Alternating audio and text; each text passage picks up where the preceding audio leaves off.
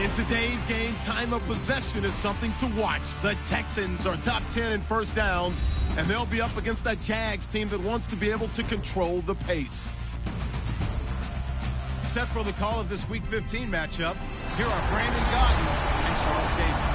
Lariat is set to host Super Bowl 51 on February 5th of next year as you take a look inside NRG Stadium here in Houston. Today, we reach Week 15, and we've got a good matchup in store between the Jacksonville Jaguars and the Houston Texans. Hi again, everyone. With Charles Davis, I'm Brandon Gaudin. And, Charles, we look at this Texan ball club entering play here. They were winners last time out, so they'll be looking, Charles, to make it 2 in a row. And what I enjoyed when I watched their game tape and their victory last week is they put it together in every phase. Good offense, good defense, and some key plays on special teams. Let's see if they can get that second win in a row. Meanwhile, for the visiting Jaguars, they were losers their last time out. They're going to try to get back in the win column, but obviously they're going to have to do that in a hostile environment. And sometimes it actually works to your advantage. Now you've got to band together your team, the us against the world mentality. Let's see if they can use it and get a victory. So here's the first drive now for the Jags. They'll be led out by their quarterback out of Central Florida. It's Blake Bortles. I can't help but chuckle because I always remember when Blake Bortles got drafted as the 3rd pick in the draft, the year he came out of UCF. So many people were in shock. They couldn't believe that the Jacksonville Jaguars had not tipped their hand ahead of time. I think they were very happy to get him once they did. And he'll get about 3 here as he's out to the 30. J.J. Watt, the one that gets him down. And the quarterback, he's got some big threats at wideout. And they seem to get bigger all the time, don't they, Brandon? Every time I look out and watch a game, we're getting these bigger, more athletic, acrobatic receivers. We have some today. And after the play on the ground, that brings up 2nd down here. Bortles to throw on 2nd down. And this one complete to Julius Thomas. It's an 8-yard pickup and leads to a new set of downs. And there they went crossing route against the zone defense. What do you think of that? Takes real coordination between the passer and the receiver because you've got to read those zones and where the open spots are and be on the same page with the guy throwing the football. Because sometimes you're throwing it in front of the zone. Sometimes you're throwing it between the zones. Sometimes the receiver's going to just kind of find a spot and what we call sit down and present himself to the quarterback and throw it there. It's a tough read, but when they're in sync, it's really effective. It's interesting because when I'm watching college football and I'm evaluating guys for the draft now, my list of fullbacks, pure fullbacks, it's a very short list. I'm probably evaluating more punters and kickers now than I am fullbacks, but it doesn't matter what you call a position, it's who you put there, and there we saw completion.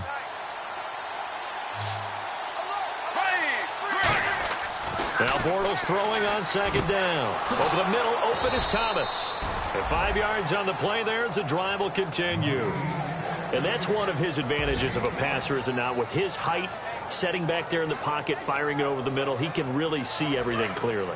It is, and I know that other quarterbacks get it done different ways, all right? You don't have to be his height to make a great play, but what he does is he takes away having to make those slide steps in the pocket to find angles to throw the ball through. He just throws right over the top of it because he can see everything, and sometimes that saves time and gets the ball to a receiver quicker.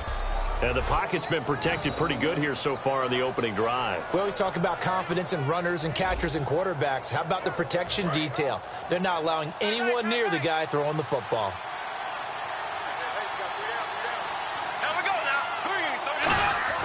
On 1st and 10, here's Bortles. He's going to launch this thing way downfield. That's going to be knocked away and incomplete. The defensive crew for the Texans. Here's a look. Jadeveon Clowney was the #1 pick in the NFL draft, and it was with good reason. An absolute athletic freak. Now he's trying to add consistency to his game.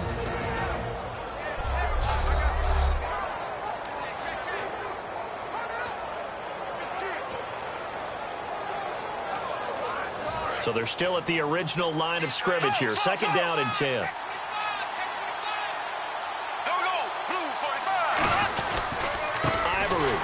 And he is going to lose yardage here. So he loses 3 yards there. Now 3rd down. The 7th play now of this opening drive. This is 3rd and long, though.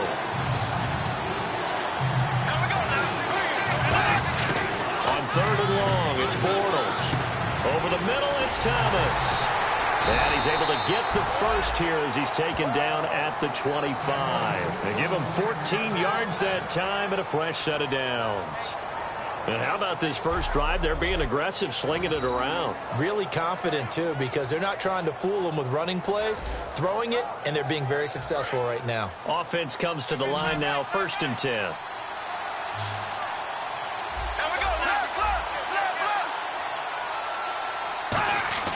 Bortles now on 1st down. Over the middle, the connection to Hearns. And he'll be brought down inside the 20 at the 19. A gain of 6 there on 1st. When you see zone defense and you know you've got a drag route on as your primary call, you've got to be really careful as a passer about how far you let your guy go because he might wander into some tough coverage.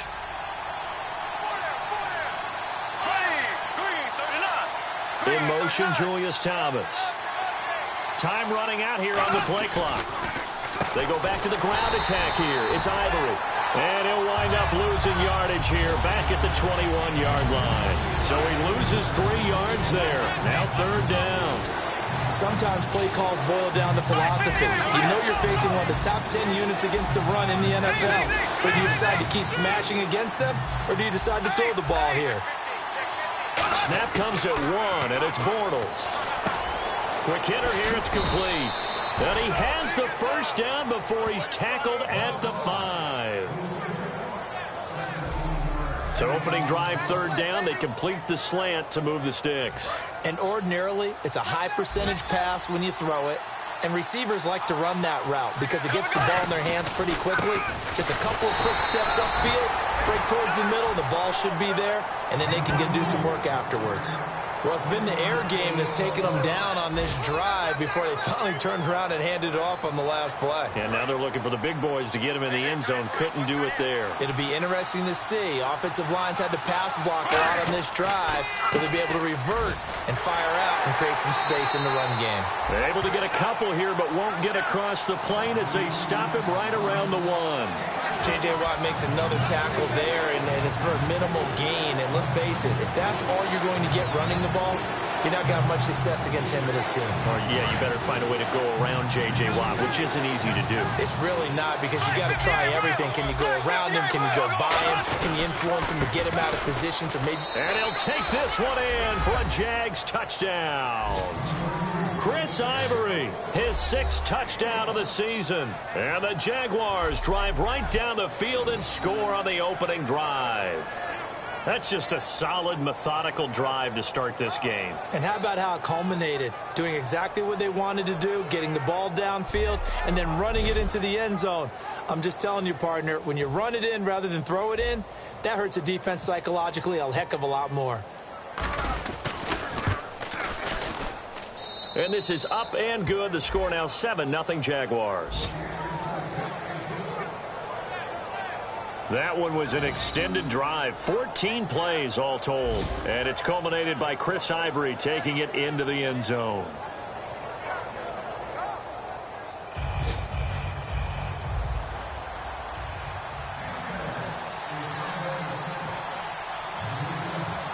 Here's the Jaguar kick team now as they run up and send this one away. This fielded a few yards into the end zone. And he'll wind up about 4 yards shy of where he would have been if he had taken a knee, as they'll start at the 21-yard line. So out come the Texans for their opening drive. They'll be led out by Brock Osweiler. Of course, he surprised a lot of people, jumping from Denver to Houston in the offseason.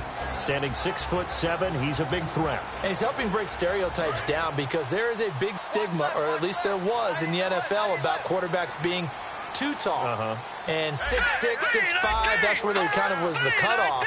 But at 6'7", his ability to move, nimble of foot, good arm, goes back to his days as a basketball player. You remember, he almost went to Gonzaga to play hoops.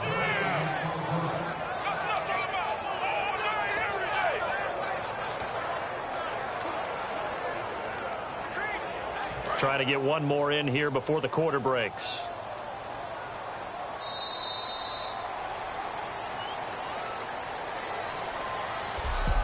One quarter down. 7-0 is our score. EA Sports NFL Sunday returns following this.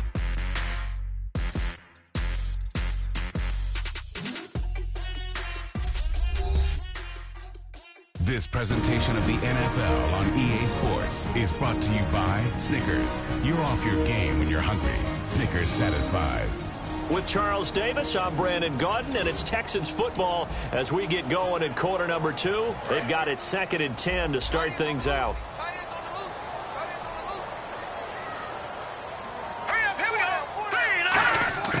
From the shotgun, Osweiler. Throwing over the middle, and it's incomplete. The Pro Bowler DeAndre Hopkins, the intended receiver, and it's 3rd down.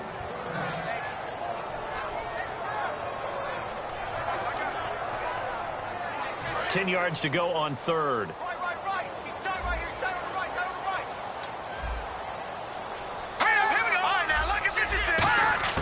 Out of the gun, it's Osweiler. He finds his target, Fuller.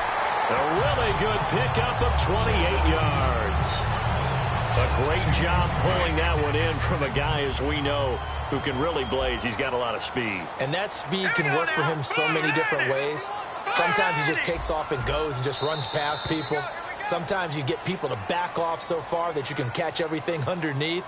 But still, at some point in the game, you probably have to make some contested catches, right? Sometimes you have to go up and beat a defender for the football. He has that in his arsenal as well. Showed it right there. It'll be a gain of 5, and the punt team will now come out on 4th down. Let's go! 3-19! This is the running back, Blue. He juked him. And a nice carry there of 15 yards. That's a love the run right there. This guy's known for his quickness, but also for his speed. He's able to get to the 2nd level almost before you blink if you give him any type of blocking. Always talk about slot receivers. They're usually known as quicker than fast. In this case, we've got a guy who's quick and fast, and he used it to great advantage. 11 yards for number 11. Well, coaches always talk about finding balance on offense. I don't think you get much more balance than this. Big-time run, big-time pass. A 1-2 combination. Looked pretty good. How about that? Let's see if they can continue to take that kind of a punch, though. Here we go now. 3-19! 3-19! They run with Blue. Blue hit. He lost the football. And his guys are going to get the football at the 23-yard line. The psychology of the game never ceases to amaze me because you would think there would never be a fumble from what we hear from coaches all the time, right? And how much they practice not fumbling. Practice it, preach it, talk about it all the time. You would think no one would ever turn it over. Yet they are humans out there running around, and we just saw another one. Opportunistic by the defense. Out comes the Jaguar offense now as they get set to take over. And they'll just simply be looking to build off the confidence of the last time out where they scored a touchdown. And confidence is powerful, isn't it? When you've scored once, you feel like you can go back out there and get it done again.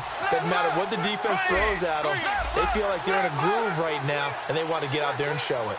Yeah, hoping to stay in that groove here this go-around.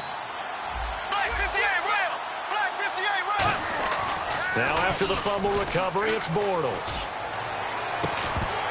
And it pops free. The collision there jarred the ball loose and brings up 2nd down.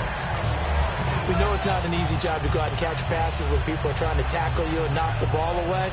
But the bottom line is, that's a pass he's got to have and a pass he should have caught. So the incomplete pass brings up 2nd down. They'll come out in the pistol. Bortles again here on 2nd and 10. It's caught right side, it turns. And they're able to get this one across the 35. So the offense lining up 1st and 10.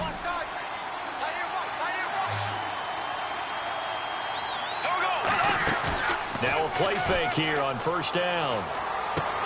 And he rifles one incomplete. He was looking for his fullback, Tyler Klutz, that time. And it's 2nd down. Receivers work all the time on making sure they catch the ball, haul it into their bodies before they turn and run. A little bit of loss of focus on that play. And that is incomplete. Allen Robinson, the intended receiver. Third down here. Oh, man, that was close. The opportunity to change momentum, big play, right in his hands, unable to come down with it. And a sigh of relief, no doubt, on offense if that fell harmlessly to the ground. To throw is Bortles. Under pressure, and the Texans able to get in there for the sack. Personal foul. Face mask. Defense. And I know it's hard in live action, but you've got to keep your hands away from the face. That's a 15-yard penalty. You work on it all the time, making sure your target area is lower and trying to keep your hands away from the face mask so you don't get the big penalty. Following the penalty, it's Ivory. And he's going to fight his way forward here for a modest gain. 7 yards on the pickup there, and it'll leave him with a 2nd and 3. I know the toss play begins with the guy taking the snap and turn around and tossing it to the runner. But where the real intrigue is, can they seal the edge? Whether it's an offensive tackle or a tight end in the direction they want to run the football. If they do that, that's the result that you get, that type of a gain. If they don't, oftentimes it's not a very successful play. And here comes play number 6 on this drive. They come out here in the eye. They run with their short yardage man, Ivory. And he is going to lose yardage here. That'll make it 4th down after a loss of 1. When people see Vince Wilfork, they don't think about his versatility, do they? But we've seen that throughout his career where he's actually played some defensive end as well as his expected defensive tackle and nose tackle positions. Strength, great quickness inside. That allows him to make plays in the offensive backfield. Absolutely a run stopper. And that one hits a little too close to the goal line, and it continues into the end zone for a touchback. And here comes the Texans now. And last time the turnover on the fumble, and they were in enemy territory, so that had to be very frustrating. Down on the scoreboard, you can't do it again. You nailed every part of what was frustrating. Down on the scoreboard, had a drive going, and pushed it past the 50-yard line so they thought they were in striking distance, and to come away with nothing, not a good feeling at all, to put it mildly. Now they can't afford to do that again. Yeah, now can they get that bad taste out of their mouth here? They'll try and run again with Blue. And he'll take this one up close to the 25-yard line. Call it a gain of a couple, and that's going to leave him with a 3rd and about 5. Partner, we know today's NFL is really built around the guy throwing the football. But these short runs, they still pay dividends because they can take their toll on a defense, and they can add up as the game goes along. You control the clock, you control the ball, and that way you often control the game. Osweiler. And that is incomplete. Jalen Strong, the intended receiver. Now 4th down. I'm not sure we could spot any tendency here on this 3rd down. They could have run it or passed it. Either one was available. They chose to try and get it through the air, but they were unsuccessful.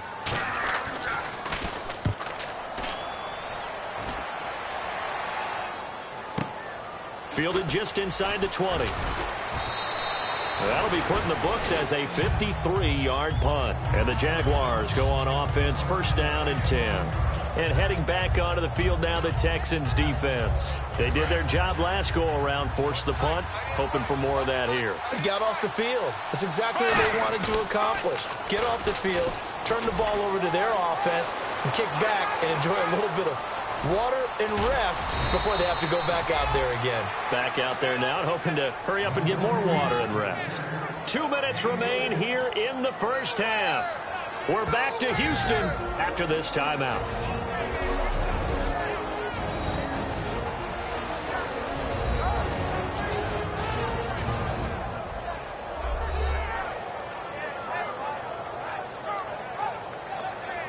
We remind you that coming up in 2 minutes' time, we'll hand you off to Orlando, where Larry Ridley will have highlights and analysis of this first half of action.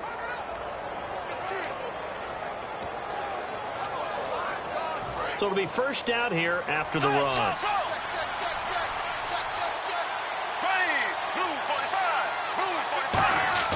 Bortles now on 1st down. Middle of the field, it's Robinson. And an athletic hurdle that he displayed. Not a whole lot thereafter, but a nice gain. Well, they brought the pressure, and that meant man coverage behind him, so he's still able to complete the pass. Even as he took the hit. And that's what you have to do, because I was just talking with a coach the other day, and he said, look, it's not always going to be pretty back there. You're going to have to give me completions. Even when you're taking some hits, sometimes you have to be your own blitz control, for lack of a better term. Got to make completions, step up, and make those throws, and he did that. And eventually brought down, but it's near the 5 at the 6. I know the halftime's approaching, but I don't think he's going to want to take a break. That's his 5th catch. Yeah, they've really been targeting the tight end. And on the outside, they're playing press coverage. They'll try to run with Ivory. And this is going to result in losing yardage. They're driven back to the 8-yard line. That's going to go as a loss of 2, and it'll be 2nd down. So often you hear defensive coaches talk about we need all 11 on every play in order to be a good run-stopping unit. And sometimes it starts to sound a little cliche. But did you see the free safety on that play? Knifing through and running down the ball carrier. A huge, huge play. And he will get this into the end zone for a Jaguar touchdown. Julius Thomas, his 3rd touchdown now on the year. And the Jaguars had 6 to their lead.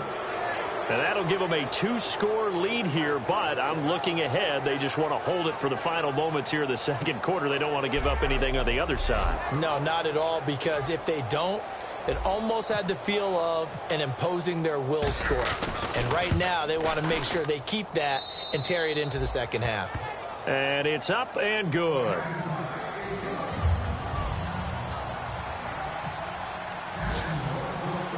Here's the Jaguar kick team now as they run up and send this one away.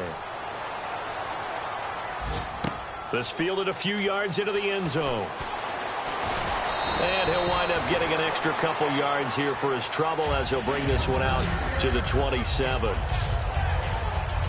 And now out comes Houston. And what do you think goes on here in this situation? If you got the football, you're trailing, you're back in your own territory with just a little time. Do you try something?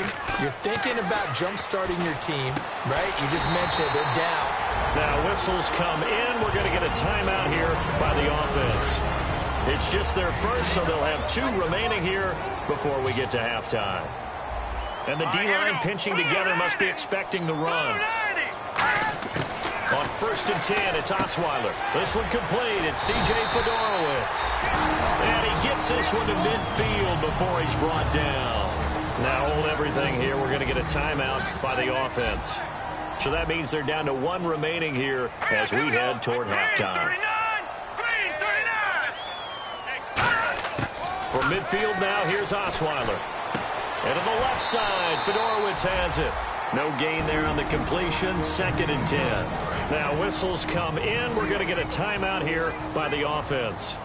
And with halftime on the horizon, they'll be out of timeouts from here forward. Throwing again, Osweiler. And that one got tipped. Kind of threw everything off. It brings up 3rd. Well, we're not playing 3 yards in a cloud of dust football anymore. I kind of get why those old school coaches sometimes didn't want to throw the football. Because if it's popped up in the air, it almost turns into slow motion. And both sides trying to get to the football, and you're holding your breath wondering whether it's going to go good or bad for your team. It's an 8-yard pickup, and that's going to bring up a 4th down. Partner, I think that completion takes the definition of dink and dunk to a different level, doesn't it? It does, and the defense was right there, kind of played into their hands.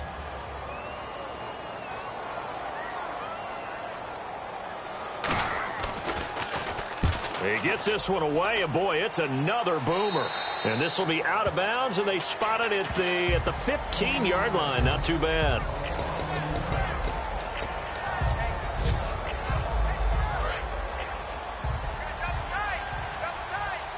They'll come up now in the Wildcat package. Here we go. On the direct snap, Ivory.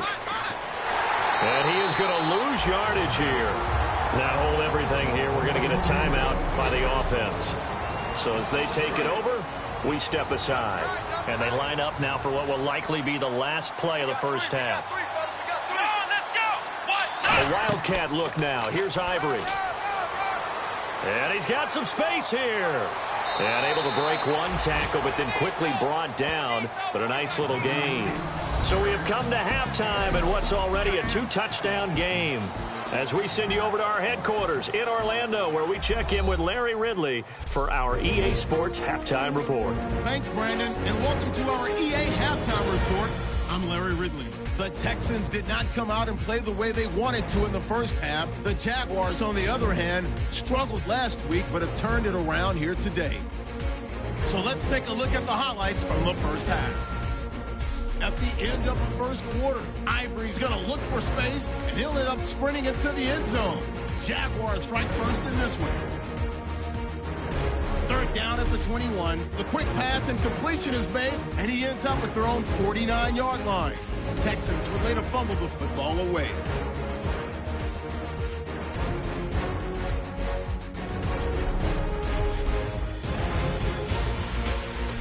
Jaguars have it late in the second. Thomas is going to haul in the pass, and this 4-play drive goes for a touchdown.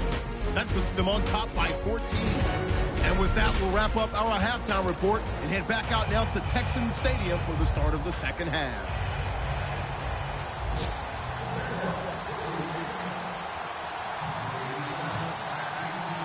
So both teams have their marching orders, and we'll get going again here in quarter number 3.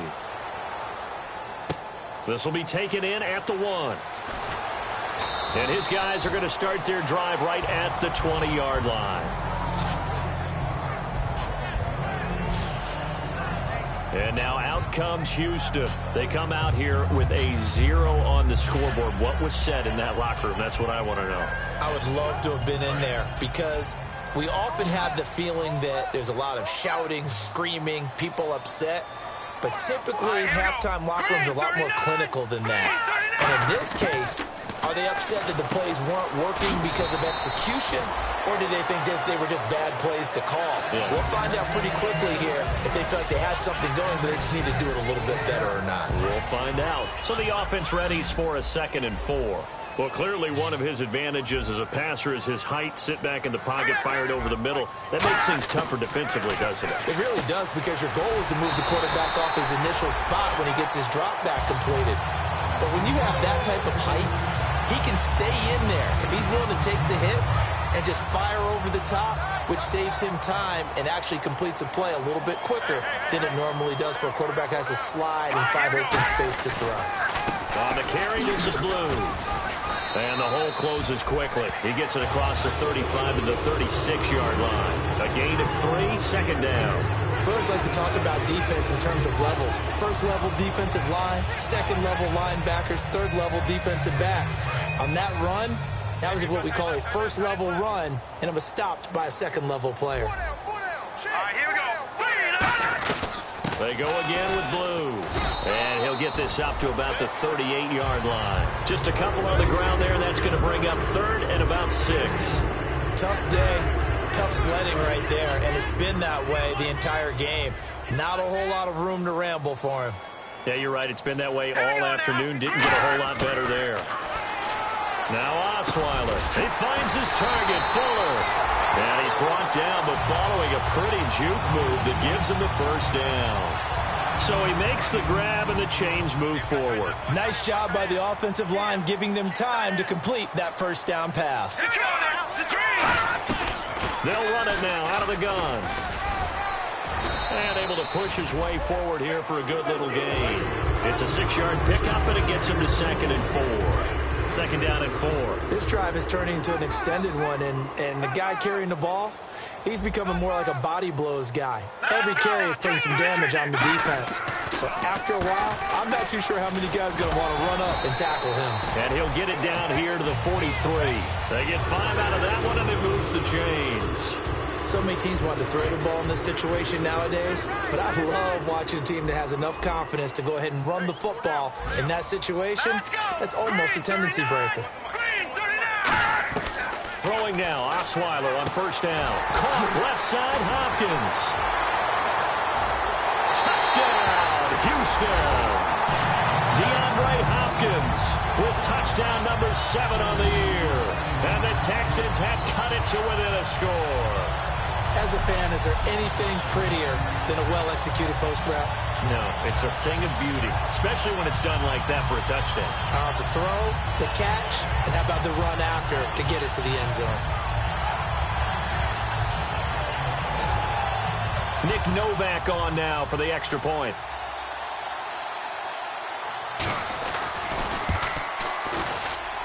And that one makes it 14-7. Now it's Novak on. He'll send this one away following the touchdown.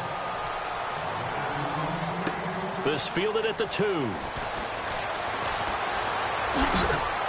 And a nice return sets him up pretty good here at the 30-yard line.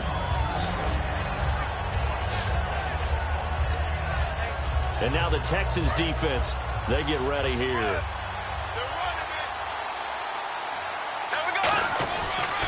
They'll try to get the running game going here with Ivory. And he'll get this up only to about the 33.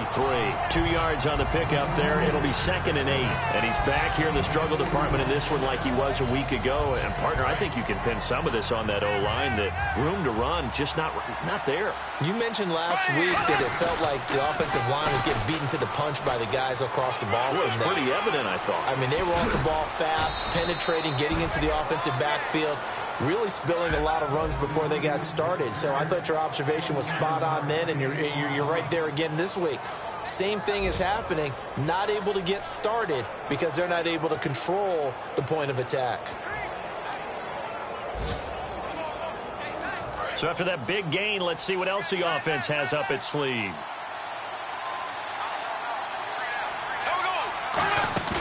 Now a play fake here on first down. He couldn't quite hold it. Got hit. Ball pops out. Incomplete. Normally, he's pretty reliable. Usually catches what's thrown to him. On that play, he simply dropped it. Here we go now. Bortles again here on 2nd and 10. And his throw is incomplete. The veteran tight end, Mercedes Lewis, the intended receiver. And it's 3rd down. Sometimes you just have to take things into your own hands, don't you? I mean, the offense is really struggling in this game. They're the ones keeping things going. They have to continue to play at that level. Throwing his Bortles on 3rd down. And he finds Julius Thomas. And he's able to get the first here as he's taken down at the 25. And there's a completion to the tight end. And look at the size of these players nowadays. At that spot, 6'4", 6'5", and up. A lot of guys used to be basketball players, somehow came back to football. That's really good for the game of football. You're getting better athleticism, great hand-eye coordination, guys who know how to control their bodies when they run their routes. A loss of a full 3 yards, and now it's 2nd down. And the defensive line controls the offensive front the way we just saw there. It doesn't allow any of the offensive linemen to leak downfield and get to the linebackers and block them on the second level. You end up with the type of play we just saw. Linebackers didn't have to fight anyone off, didn't have to knock anyone to the side, didn't have to elude anyone trying to block them. They just saw the play, ran to the ball, and finished things off. Now this time Bortles will throw. Looking left side and completing it to Thomas. And he's able to get it to the edge of the red zone at the 20-yard line. Call it a pickup of 7, and that'll lead here to a 3rd down. And numbers to like, that's for sure here. Back-to-back good games. Maybe they found something last week that they can carry forward here, a little blueprint. Yeah, we often talk about a defense seeing something that held a person down and implementing that themselves. In this case, I think exactly what you said. This is working. Until someone comes up with an answer for it, no reason to go away from it. Plus, let's just face it, he's as good as any receiver in the league. He is just playing at a really high level. They've got to continue to find ways to get him the ball.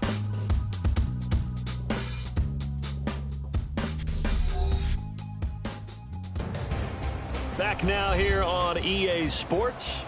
It's Jaguar football here, and they'll look to extend their lead as we begin quarter number 4. 7th play of the drive upcoming here on 3rd and 6. Here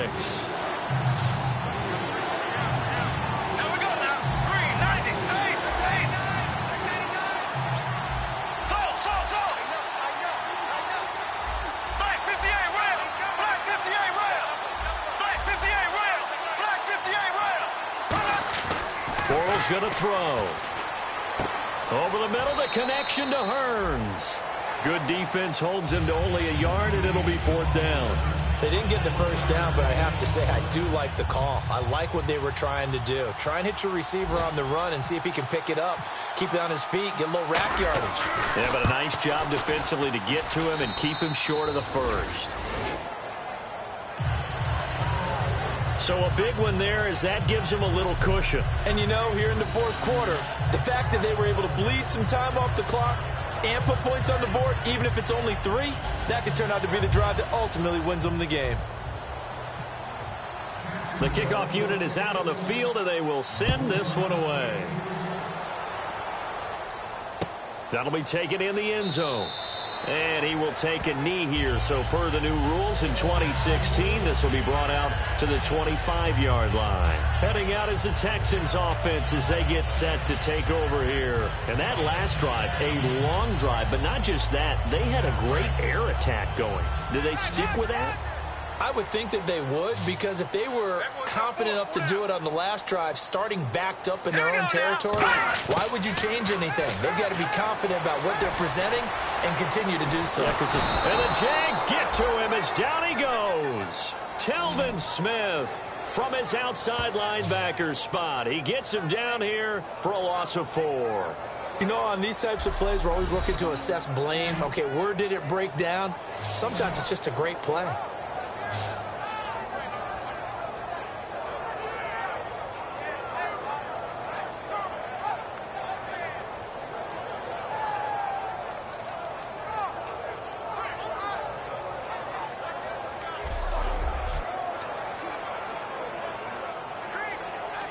And a long way to go for the offense here on 2nd down. It's a 5-receiver set. 3 to the left, 2 to the right. And now whistles and a flag. And I think we got a jump here. Neutral zone infraction, defense.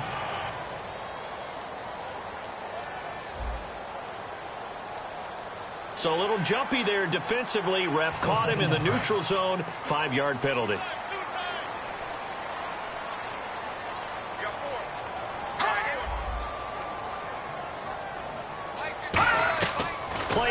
It's Osweiler. He's got Fuller. And he gets this one just shy of the 40. They'll mark him down at the 39. And when an offense is doing a nice job selling the play-action pass, a lot of responsibility shifts to the linebackers. They're the ones that have to determine run or pass and get to the proper places on the field.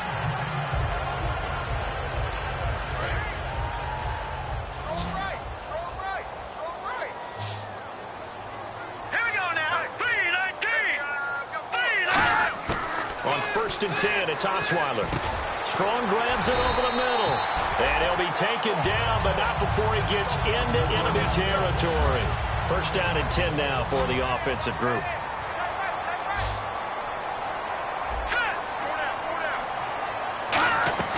They go play action here on 1st down.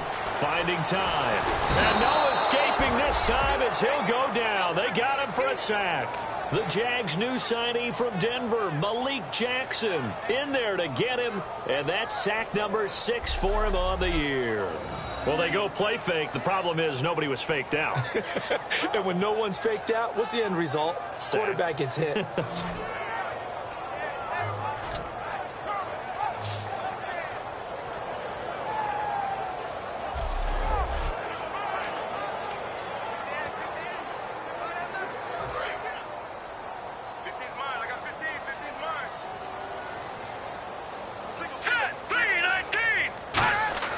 On 2nd down, here's Osweiler. And to the left side, Fedorowicz has it. That catch good for 5. It's 3rd down. I'm wondering if the same thing went through your mind as mine. When I see a big man like that make a catch, all I keep thinking to myself is, big man with football. Look out, everyone. He may not juke you a whole lot, right? He may not run past you because of his size. You're talking about a guy weighing in the 270 range. But, boy, once he gets his mitts on the ball, he's going to be tough to bring down. And incomplete. He can't hang on. Would have been a nice catch. Instead, it brings up a 4th down. All right, they're going to try and keep hope alive here on 4th down. They're going for it. And when all else fails as a defender, when you're not there in the coverage, your best friend is exactly what we saw there. A big play shot taken by the offense. Unfortunately. And he's going to be taken down here. Back across midfield, 3 yards away from midfield at the 47. So still over 3 minutes remaining in this game, but boy, not getting that when that hurt. That's a little bit demoralizing, so they have to be careful about that because still have an opportunity if they can get some things done on defense. But now, since they've taken over on downs, a team with the ball, guess what? Going to 4-minute offense, maybe they can put this thing away. The Jaguars getting set to go. And they split the uprights last time for 3. They've got the lead. They're not going to play this conservative. They're not hoping for another field goal. They're hoping for a touchdown. I'm with you on that one. I like where your head is. I like the way you're thinking because you're exactly right. Trying to sit on a lead and play that way, that doesn't work too well for most teams. Run your offense. Yep. Run what you do best. Exactly. Put it all the way down and try to increase your lead in a big way. And the best way to do it, touchdowns.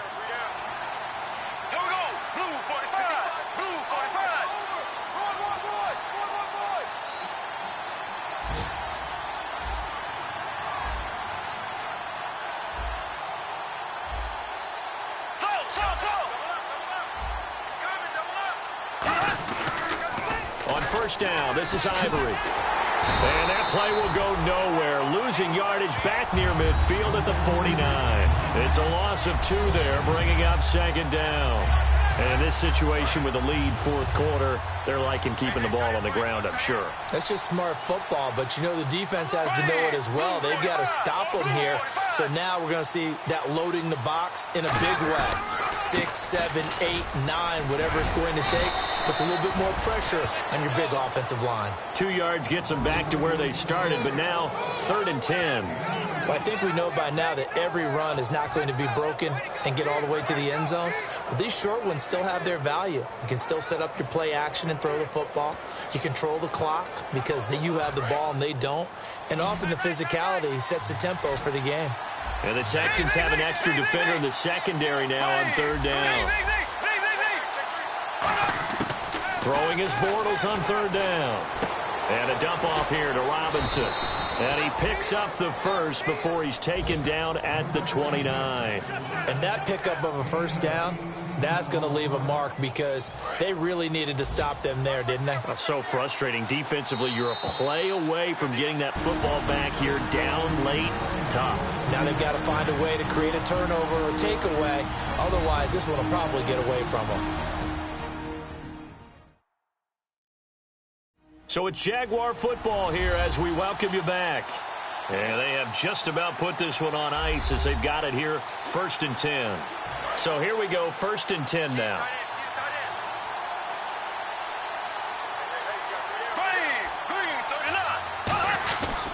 And the busy afternoon continues for Ivory. Now the Texans are going to stop it as they signal for a timeout. It's just their first. They've got 2 more to use here in the final stages. Looks like the defense in press coverage here.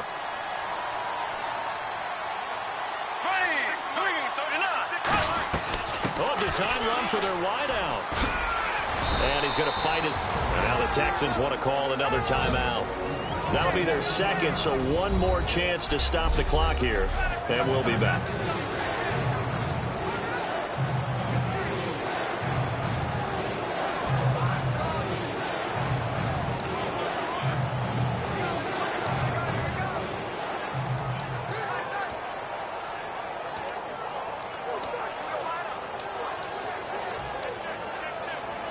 Third down now following the run.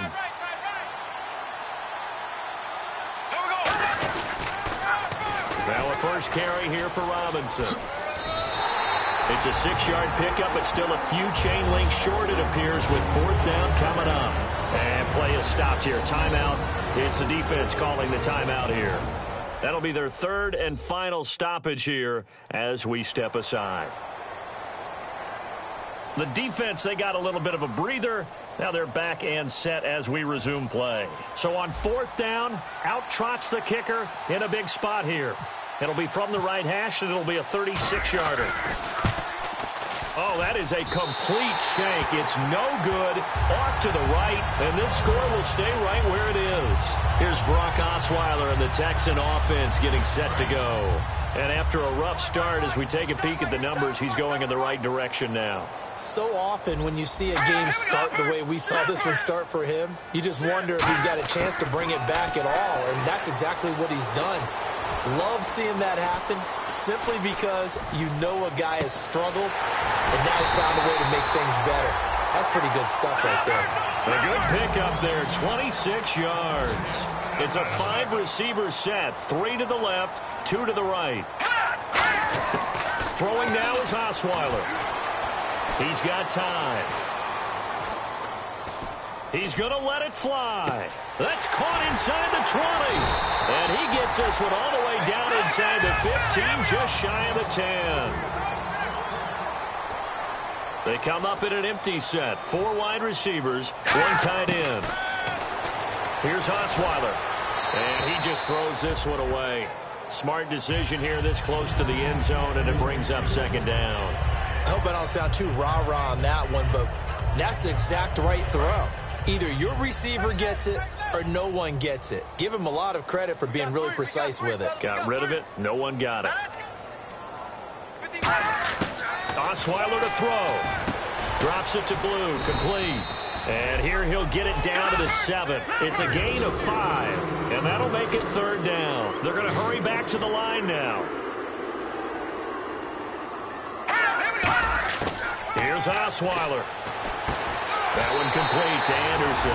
And he'll take this one in for a Texans touchdown. Steven Anderson, his 2nd touchdown on the season. And the Texans draw a bit closer. And there's the touchdown that they needed, so they'll celebrate. But the guys on the sidelines, they've got to stay focused. The onside kick team, they need them to get the ball back. Yeah, part 1 of the equation done. Now they need to convert and get that onside kick. And this is up and good to make it a 17-14 game. So with just under 40 seconds to go, you figure this is going to need to bounce their way if they have any shot. So with just under 40 seconds to go, you figure this is going to need to bounce their way if they have any shot. And this is going to be recovered by the hands team. And that should just about put a capper on this one. They had to go for it with no timeouts remaining, though now this one's as good as over. They gave it an effort. They tried their best, did everything they could to try and get the ball on the onside kick. You're exactly right. They had to try it. It was their only option. And now this game is done. Just take it, kneel, and call it a day. Bortles with a knee to the ground, and that should do it.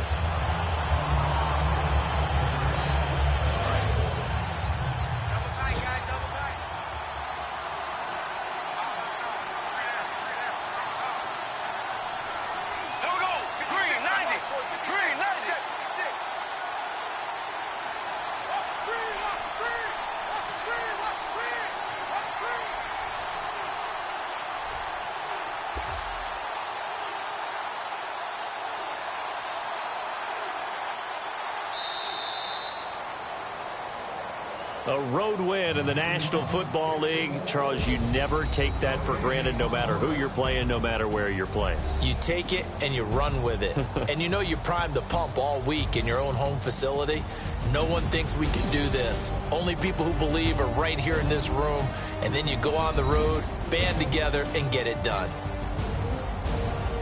So for the Jags, the win is their 8th on the year, and they will head home next week to take on the Tennessee Titans. Meanwhile, for the Texans, the loss might knock them out of playoff contention as they drop to 6-8, and they'll be back home next week as they're set to take on the Cincinnati Bengals.